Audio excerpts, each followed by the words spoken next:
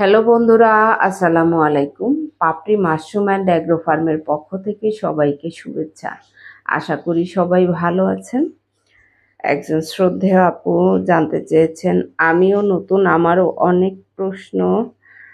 বারান্দায় রাখলে রোদ আসে, রোদ লাগলে কোনো সমস্যা হবে?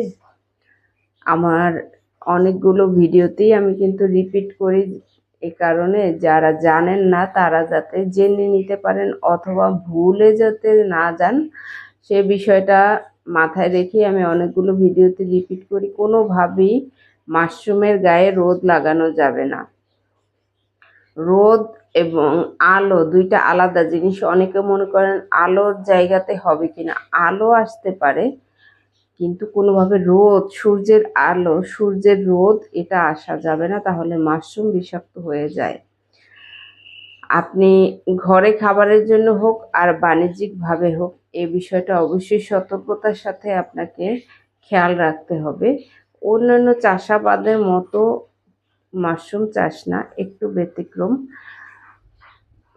বিশেষ করে মাশরুম কেন হাউজের মধ্যে করা হয়, কারণ এটার জন্য ছায়া দরকার।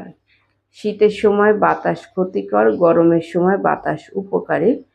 আপনি আপনার বারান্দাতে অবশ্যই রোদ যে জায়গাটা থেকে আসে সেই জায়গাটাকে আটকিয়ে নেবেন, কাপড় দিয়ে হোক বা যেভাবেই হোক।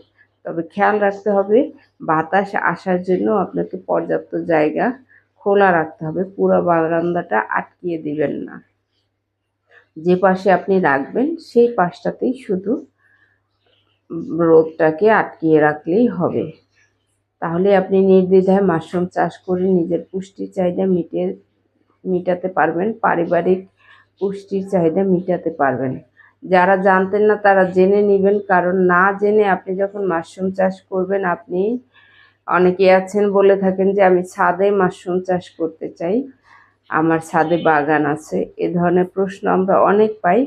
কিন্তু কোনোভাবেই আপনার মাশরুমের গায়ে রোদ লাগানো যাবে না, তাহলে মাশরুম বিষাক্ত হয়ে যায়।